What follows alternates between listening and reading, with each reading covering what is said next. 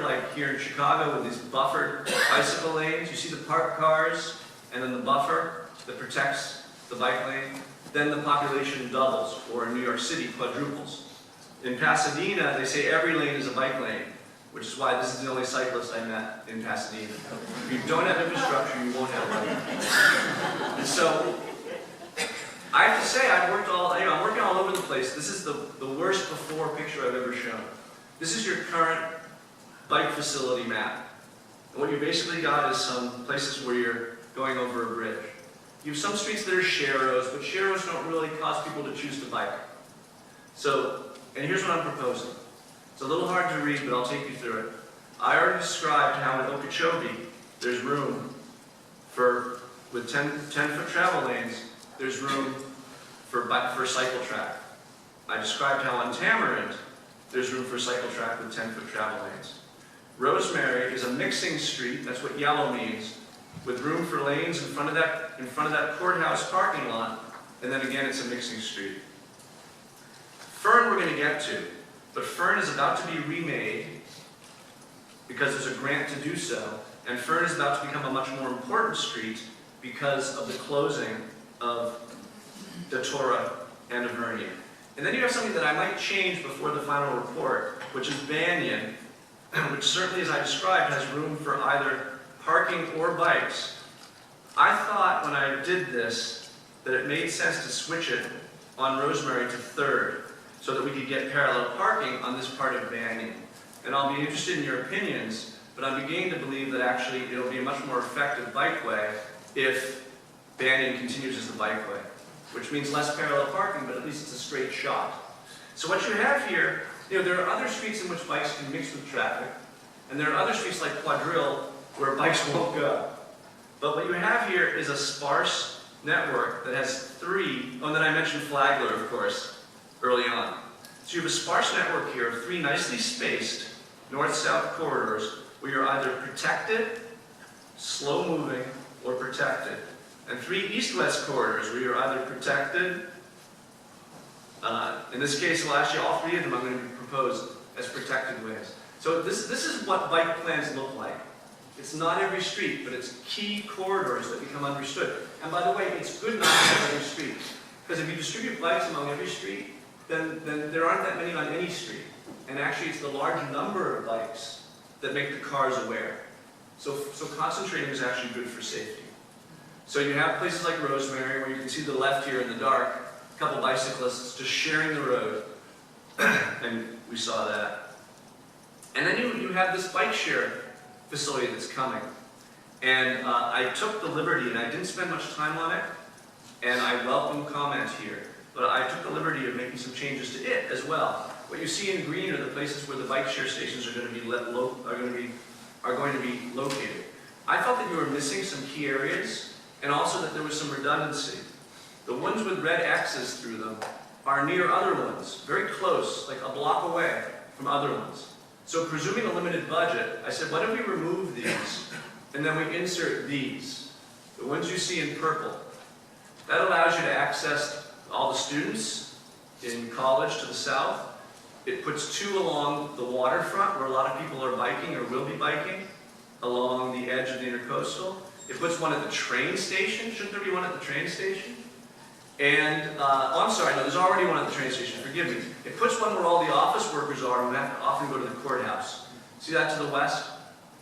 It puts 1 over there. Train station is already served. It puts 1 at the, is it Kravis Center? Yes. Kravis Center. And those are the changes that I recommend, which leads to this new diagram. And here are the 2 together. Here's your comprehensive bike plan that I'm recommending. I wasn't hired to give you a bike plan, but this is a first stab that requires some more attention, but I have some confidence in it. Now, Fern Street has received a grant to be improved, and here's what it looks like now. You know it needs improvement, but it's going to become a more important street. I think it's going to become a more important street where its angle parking provision is less important than its traffic and, frankly, bikeway provision. So here's a piece of the plan. It's a very nice plan that's been proposed. Parts of it have angle parking, parts of it have parallel parking. They look like this. But I have to say this is a mistake to show bicycle sharrows next to head-in parking, because that's a bad, dangerous situation for pedestrians, for bicyclists. I have to say it's something that I can't fix on the block between Quadrille and Rosemary, because it was just built very expensively and beautifully, head-in angle parking on that block of Fern. So that block's going to remain a challenge. But here's what I'm suggesting. To the north, you see the proposal. It occurs in two different forms. You have a parallel park area, and you have an angle parked area, and you have a parallel parked area. You have quite large sidewalks, 13-foot sidewalks, which I think for the amount of retail activity that's going on Fern is more than you need. So I'm suggesting narrowing the sidewalks to 8 feet and creating, you can see it here in the drawing, get my arrow going. Here in the drawing you see what I showed you in Chicago, parallel parking, buffer, and then a cycle track against one of the curves. Two-way bikes on one side of the street, a protected cycle facility for the full length of this reconstruction. Now, where you do have a restaurant and where you do want to have a wider sidewalk, I'm showing this, for example, and this. These are pervious decks that you can lay between the trees in the tree strip to expand the sidewalk. The trees will still get the water they need. Your sidewalk will be wider where you need it to be. But essentially, I'm giving, because one of the requirements of the grant was to have a lot of drainage area for stormwater.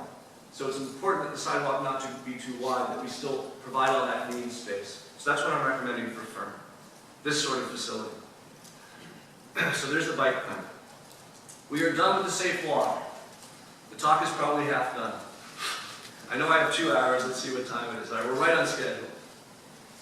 Thank you for your continued attention. The comfortable and interesting walk have to do with buildings lining streets and shaping spaces.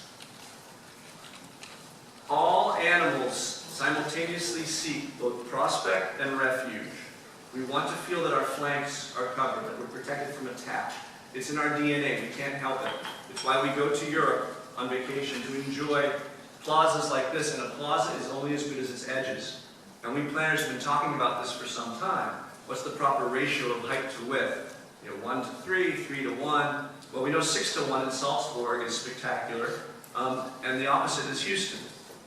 The point of this is to say that it's typically the surface parking lot or some other sort of empty lot that's causing us to lose that sense of spatial definition that makes us comfortable in a space. But of course, the ratio itself isn't enough. 1 to 1 is the Renaissance ideal. This is the Renaissance ideal. But as I joke in Grand Rapids, which is otherwise quite a walkable city, if one side of your street is an exposed parking deck and the other side is a conference facility that's apparently been designed in admiration for the exposed parking deck, then no one will walk on that street. And so we need to have edges up against sidewalks, of course parking behind, and we need those edges to be lively and active. So this leads into the urban triage exercise I'm going to take you through. It also leads to a discussion of all over Florida, street trees, and a pedestrian-only clematis. Urban triage. As a city, you can very quickly control this, the safe walk. And the safe walk is the design of the streets, the striping of the streets, how fast cars are going, and how safe pedestrians feel next to them. In the long term, you can control these two. Oh, thank you. The comfortable walk and the interesting walk. Sorry, the comfortable, interesting walk and the useful walk. You can control them with your investment, with tax increment financing. You can control them with your zoning codes. But principally, it's the private sector that is creating the comfortable, interesting walk and the useful walk. And because they take time to change, and they're difficult to change as a city, you have to look at those places where the walk is already comfortable and interesting and useful. Understanding that you can make it safe, and those become your key pedestrian corridors. This is a study. It's called a frontage quality assessment. We new urbanists have been doing this for about 20 years. What you see is the experience I had being driven. I wasn't walking because it would have taken too long. being driven slowly down all of the streets in your downtown, from an A to an F. And an A is bright yellow and an F is dark brown. And the experience of being on those streets. And it makes you realize that even if you were to make the streets safer, even if you were to bring new buildings on those streets where there are missing teeth, it would be super, super expensive to improve some of them to a degree where they'll attract pedestrians. Now, these are the new buildings in your construction pipeline. This is amazing. Look how many buildings are currently expected by your planning department to come online. Amazing. That changes the map. Look what happens, right? They make the map better. So here's the map we're now looking at. Well, that map leads to this map. And this is what we call a primary and secondary network of walkability. This is the primary network, which is the best streets that connect to each other and to your important anchors. And this is the secondary network. And the best way of describing the secondary network is that, you see the streets in gray? They'll never be good. Not anytime soon. But the streets in green can and will be good before too long. Can be good before too long. So the message here is you focus first on the primary network because that's where you can generate, that's where you're already generating pedestrians, and that's where you can generate pedestrians. And then you look at the secondary network after you've completed the primary network. And you can see if you look carefully how one kind of leads to the other. This is not science, there's a little bit of subjectivity here, but it was my best attempt to create a primary and secondary network based on the current quality of your streets. So that leads to this plan of your primary network. Now, why do I do this? Well, first of all, this suggests which streets you might invest in making more walkable first. Since they have the potential to attract walkers and they feel safe, this is where your investment might go first. But secondly, they tell you which missing teeth, which empty lots are most important to fill in.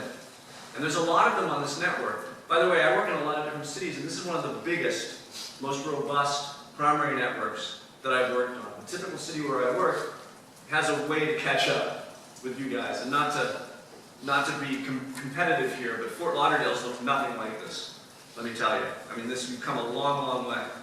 But that means there's about 30 buildings, you'll recognize some of these sites, 30 buildings that you need. The lighter colored ones are the ones that are already on the way, but the 30 red ones are buildings that complete this primary network. Now that's a ton of buildings, so can we be a little more precise? Well, this is a map of your key anchors in your downtown and the paths that connect them. I'll show you in a minute. You have your train station and intermodal hub, and you have another train station coming with all aboard Florida. You have Clematis Street, clear anchor, and you have City Place, a clear anchor. You have the convention center and its hotel as clear anchors, and you have the students to the south, people who are more likely to walk than the rest of you, as an anchor to the south. So you put that all together, and this is the anchors and paths diagram in your downtown. Now I'm taking those buildings and I'm lightening them up. And now what you see in dark red are the only 17 building sites that remain. I would argue from a comfort and interest and useful walk perspective, these are the 17 most important building sites in your downtown. Some of them are more important than others. This site, which wrecks the corner of Clematis and your water park, for what, 20 parking spaces, is a real sore on the face of the city. This site, the mayor and I were speaking earlier about how hard it is to cross Quadrille on Clematis. And it is hard, but it's much harder because of this huge empty lot on the left side of Clematis that makes you not welcome as you walk north on Clematis. Sorry, as you walk west on Clematis. And then there's this building that wrecks your key. Look at this axis. The key axis here, I think, for tourists at least, is to go, I'm not getting an arrow, there we go, is the convention center and its hotel, going through City Place to Clematis and down to the water. That's your key L-shaped tourist axis. And you just lose everybody right here, and especially right there. Now there's already plans for some of these other buildings. I'm not going to say the proper, I understand this building is priced too high to match any reasonable expectation. I'm not going to say what you should do, but it begins with eminent and ends with domain. Now,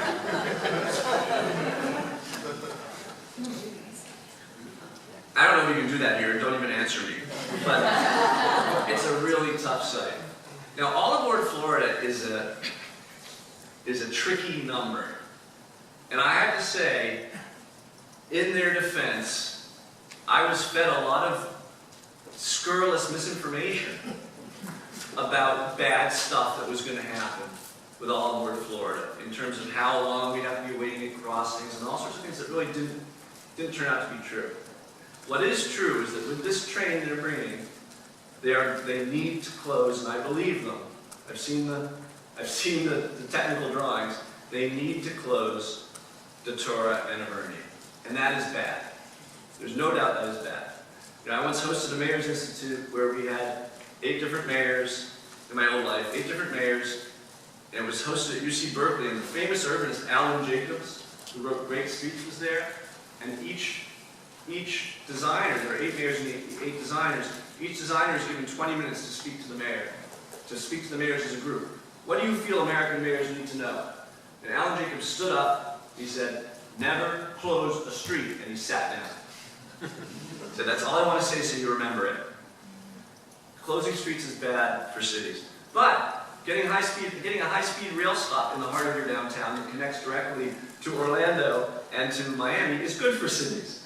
And it's my feeling that it's probably a fair trade.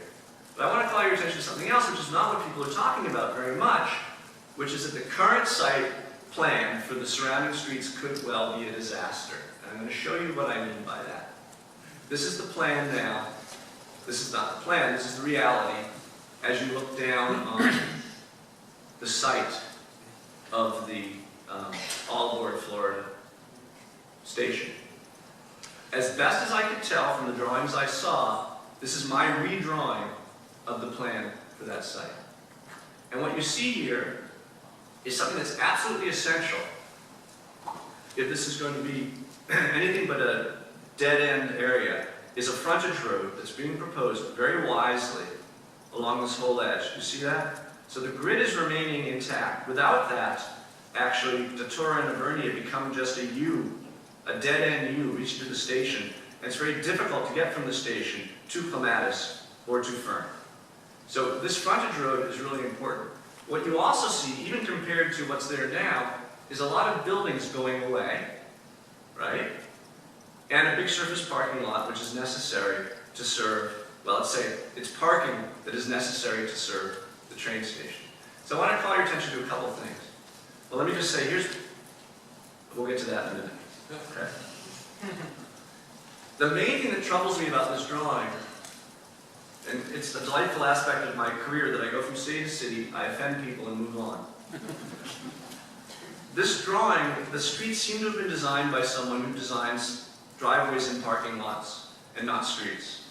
So you have a street, I'm sorry, I'm losing my arrow. There you go. You have a street which is here angle parking on one side, here no parking, here a pullout on both sides. Here, here there's no parking at all. Here there's parking in some places. It's got this swoopy, wiggly curve, its whole length. This is not what city streets look like. This is not what city streets look like when they invite pedestrians. A typical city street has simple geometries. It has parking along its entire length, typically on both sides. And look at this curvy, worvy intersection. It just feels like a suburban area. And this is something that matters to nobody, but it needs to be drawn by someone who understands this. And you've got 2 of the best urban design firms in the entire world in Miami, not to mention others in Florida. Someone like that needs to be on the job to make sure these streets turn out right. Now, the other thing, of course, is the lack of building edges against these streets. To all aboard Florida's credit, this is just a short-term plan. They understand that there's a long-term plan that, to everyone's benefit, including theirs, will put buildings along all of these streets. But I want to be very precise about what it means to put buildings along these streets. So I want to say, what does all aboard Florida owe West Palm Beach? This is the important discussion. Apparently nothing. I've worked in lots of different cities. I'm not talking about them or their attitude. I've had perfectly nice meetings with them. But in lots of different cities, the guys who own the rail, they just do what they want and they can. It's very important to understand that. They can do what they want in many cases. There are ways to stop them, but they're extremely expensive and painful, and they'll kill your high-speed rail. So the question isn't what they have to do, the question is what do they want to do. And what I want to lay out today is what I believe, you may not agree, I hope you will, a good citizen all over Florida will do. Good urban design. And what does that mean? Here's my redesign, my long-term redesign of this site. Now I should say this is not the design, this is a design. This is a design that was done with no discussion with any of the landowners, with all aboard Florida, with any of the people who have a role in this property, and probably does not meet the demands for this property. But it has certain qualities that I think it's important to discuss. So here they are side by side. The first thing to notice is what happens to the streets. See how the streets are now simple streets with simple angled geometries, no curves, no swoops. Here we're going from the existing angle parking to a parallel parking, but aside from that, there's simple two-side park, like clematis streets that go through the site. Secondly, you have building edges that make, these are garages, right? This is a parking structure. This is another parking structure. This happens to be a surface parking lot. You have building edges that make fern a delight, that make clematis a delight. And by the way, these two buildings here are in the pipeline already. And then you have building edges that are more or less good, in this case decent, because the garages are there. You at least have to be a certain length to function properly. But you have decent, not great, at least building edges along Datura and Vernia. Now I think most people who take this train are going to walk this way, north, or this way, south. So I think Datura and Vernia are less important as streets, but they're still streets nonetheless. So what does the good citizen plan look like? Real urban streets, not parking lot driveways. Proper building edges on all streets, not exposed parking decks or lots. And then special attention to clematis, fern, and the frontage road. We'll talk about this in a minute. But you see there, the key streets again are clematis, the frontage road, and fern at the bottom, with these being a little less important. And of course, I should have said rosemary, of course rosemary as well. I need to add that. And then 7th Street opened up. They're closing 2 streets in your downtown. They have no obligation to open anything up, but in fact, they have an opportunity to open up a street. 7th Street separates the northwest quadrant that we talked about before from the water, from the heart of the city, and there's no other connections between the east and the west from 3rd to Palm Beach Lakes. Nothing. And you can see from this aerial, there is a street there that just needs to be connected. Now, the neighbors have to want it, and I forgot to mention earlier, the neighbors also have to want two-waying their streets. You know, I presume from the success of the other neighborhoods that are two-way, that they'll want that, but I don't want to presume. The neighbors have to want this. But I think that this is a better solution for the safety of the neighborhood and the access of the neighborhood to the rest of the city. So again, this is not the plan. This is a plan that any new urbanist could have drawn, and which a new urbanist should draw, that will give us some guarantee that we won't have a miserable urban design solution around a train station, which I recommend that you accept. I also should mention the crossovers here that welcome you, that terminate the vista as you're heading west on Datura and on Vernia. These buildings which should have, prominent roof lines that welcome you as you come up the street and cross you over the track so that you don't have to go off your axis as a pedestrian, like the one you currently have at your train station. Glad that's over with. Now, street trees. This is a quick discussion. No one values street trees enough in American cities. If people understood what street trees do in terms of welcoming pedestrians, lowering urban heat islands, each tree is worth 8 air conditioners running full-time all day in a typical American neighborhood. Absorbing storm water, absorbing CO2, absorbing ultraviolet. We do not value our street trees enough, but they're certainly important in terms of making that sidewalk feel comfortable, making the pedestrian feel safe, slowing cars down as well. There's two things wrong with this image. One of which is quite obvious, and I heard a lot of people talking about how trees get planted and then left to die here, and don't feel bad, that happens all over America. But cities are now endowing their tree fund so that when they plant a tree, there's funds perpetually to maintain that tree. Because if you plant a tree without the funds to maintain it, you're throwing money away. So I hope you'll look hard and clear at that. The other thing is 3 words I want to share with you. Stop planting palms. Palm trees. To the city's credit, I believe this is already understood at a certain level. I don't believe that it's universally applied.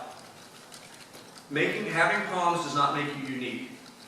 Every place in America that can plant palms does, and I know there's palm in your name, but they do not, a palm tree does not confer 10% of the ecosystem service and the comfort and the safety that a standard tree does, what we call arboring trees, trees that reach across the road to form that canopy.